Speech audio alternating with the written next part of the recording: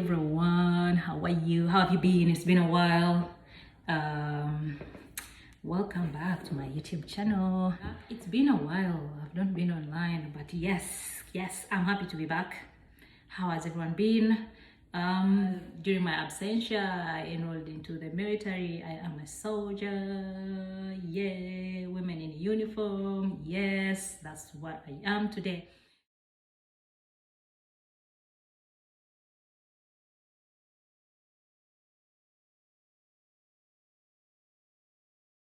Today, and been getting so many questions about how did you finally choose to go to the military. It is hard. We hear ABCD, so I'm just gonna share a few things about my journey into the military, but I'll be back with more videos on what to expect based on my experience. What is the process like, all that. I'll be uploading those more, but for today it is just Chivozi. I sometimes want to speak in my language, it's very juicy, but I can't find English words to explain. It is like Chivozi, like let's bank some KB, yeah, about what happened, how it all ended up, and out a video there and tell my story. How did I end up in the military? People who know me, they know that I'm can I say dream chaser? I dream big, and when I set myself out there to something, I always go for it. So I admired the military uniform way back, even when I was still back in my country. Each time I would see like a magazine with the US military people, I would be like, wow, they're so smart, they're so handsome, they're so beautiful, and I wanted to be them.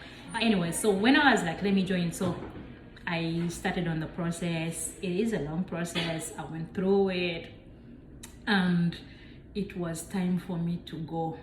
I was excited, I was nervous, I was naive. I watched a lot of YouTube videos, people explaining what to expect in basic training, how it goes and all that. I had an idea, but this idea will not come out the way you think it's going to come out. It's always going to be different, because this is you going through the process. I may tell you this is what happens, but when it is your turn, it's going to turn out different. And here I was on a plane. We were in a group of about 20 from Los Angeles. We went, and we were going to South Carolina, Fort Jackson. That's where my training was. Excited, happy, hyped, all over the place. Then we didn't know what to expect. We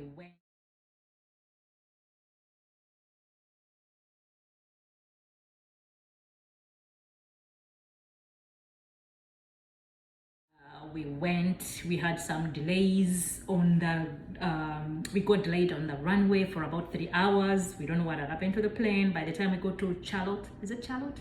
The connecting flight had left us, but they managed to get us another one. We got to the final destination at around midnight, past midnight. As soon as we made a turn like this, there was this guy waiting for us. We knew he was waiting for us, the way he was dressed. And he knew who he was waiting for, though he didn't know our faces because of the way we appeared and whatever we were holding. We came, we went to him. He's like, okay, female here, males here. We lined up. We're all putting on hoodies and all those stuff. I was like, take off your hoodies. If you have a shirt or something, tuck in. Order is starting. We tucked in. Then he's like, he checked our temperatures, and he's like, get your phone, call your family, tell them you have arrived. 2 minutes. I didn't get to call anybody. I sent messages out to me. That's what I did. And they called their parents and all that. And we were put onto a bus to Fort Jackson. We got there at around, now it's coming around 1 o'clock. So when we got there, there's a lot of in-process that takes place that very night, that they take you through. But we managed to get our PT uniforms. They took us to our base, and it was around 2:30. And he told us, first formation is 3:30, and this is 2:30. literally less than an hour. So what do? Do you go to bed? Do you just prepare to come back? Meanwhile, we haven't slept at all. We hadn't slept at all. So we went in. There were no lights because there are other people sleeping and there was no time for lights to get on. So it was in the dark. I don't know, don't ask me how did you manage to see. We saw in the dark. So we got into the base. I just threw my things on the bed. I rushed to take a shower, and then we changed into the PTs, and then we were down in formation. And we started the second day of processing. Lots happened, medical and all that stuff, finance, and a lot happens. Finally, that was weekend that went by. Monday, we were ready to go and start the actual training. By 11 a.m., the buses were outside waiting for us. Everything we had packed, our luggage has already been loaded and all that. We got onto the buses. Everything had been set out for us ready. We went, when we got, it was hot, as in 90s. Yeah, hot. And we had to put on full uniform. When I say full uniform, I need to put on the SU top, the jacket, yeah, but we had to put on everything. The trousers, yeah, the trousers, this, and then something on top, and the boots, everything. And it was 90s, sweating. And we also had to have a camera pack. And this too, yeah. Yeah. That is when I knew, okay, I thought things are for just singing, like someone said, Sibi Akuyimba. That's what I thought, like, oh, mama, it was real, like, stuff and things were happening.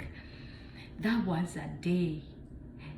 I saw people questioning their, can I say integrity? Their senses, their understanding. Everyone had this, why did I sign up? What am I doing here face, you know? Everyone was like, you know, when I remember that day, I don't even know how I survived. I don't even know how I made it. Because they gave us activities to do, and we were timed. It was super hard. I saw people falling. You will fall and stand up and still continue. We are not here for drama. We are here for training, basic combat training. Somehow I survived that day. I saw myself surviving the second day. I saw myself surviving the third day. And the entire 10 weeks went by like that. And sometimes I used to talk with my friends like, there are things that will happen and you don't even know how to explain it to somebody. You don't even know how to explain it to somebody, how you made it. I can't sit here and tell you my entire day. Some days I don't remember them. I don't remember that there was a day of this and this, and be like, oh, we also did this event, you know. But let me make it right. I won't tell you it is so easy. It is not that easy, but it is doable. To do it, you have to wake up. The body is so tired, you feel like giving up, but have to be positive. How do you get the positivity? I don't know. You collect yourself together and find that positivity, because it's all you're going to need to push through the day. Some days will be so easy. Some days will be so hard. If it is hard, fun, annoying, some don't make sense. They'll tell you to do something that doesn't make sense. You don't question. You do it. But in the end, there are lessons to be learned. You have to be obedient. You have to be a team player. Some are meant to teach you to work with other people. You have to be putting yourself, others above, selfless service, that if they tell you do this instead of this, you can do it without questioning, and you're humble and you know, discipline. Literally, they will train discipline. The other, for those people who know me, is being patient. I had zero patience, especially for nonsense. But I tell you, I can stomach a lot of nonsense some days, and I look at myself, I'm like, did that happen? And I didn't say anything. Like, yeah, it did happen. I learned that in basic training. But we didn't have a class of teaching you patience. No. They did things to us that taught us patience. They'll tell you stand by, like you're stepping off now, and you wait another hour standing. So what are you going to do? You're going to cry? You're going to call and ask, what are we doing here or what?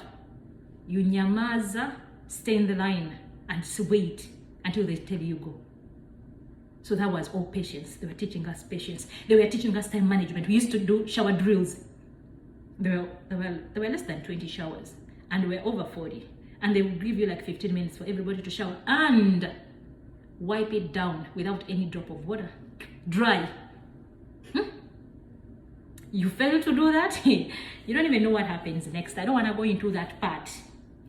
There's even no chance for not to do it because you don't want to know the aftermath. If you fail to do it, you will do whatever it takes to do it. And we did it. And we survived. In my language, they say, I saw, I saw, but it is an experience that I cannot trade anything for. There was nowhere I would have gotten such experience except in the military. Honestly, there was nowhere. I'm now proud that I made it through it. It has taught me a lot to be patient, to prioritize the things that I won't pay attention to now. However much it may seem like it is like craving for my attention, I won't pay attention to it, doesn't it? But yeah, I ended up in the military because I was very ambitious, because I envied these people. But I did not know what it took. I thought it is just simple things. It is a trainer's experience and training that you go through, but it is doable. We've done it. You can do it. Come with a positive mentality. Come first, crush your ego. If you know the kind with ego, asking this and that, crush that, leave it behind before you even think of going to MEPS. Leave that behind. It will make life easier for you. When they tell you something, if you get an order, do it, do not question. Just do as told. You will find life easier. It will not be so hard on you. But if you tend to question, why am I doing this? Why are they telling us this? Why and why? Do not have the why. The only why you should have is why you joined, and hold that dearly. Because if it is not dearly, you're gonna fall out. You'll be like, no, I surrender. Some days I would wake up and be like, you know what, today I'm gonna tell them I'm done. But then I remembered my why, and it kept me pushing. It kept me going. And yeah, I pushed through the 10 weeks and I made it.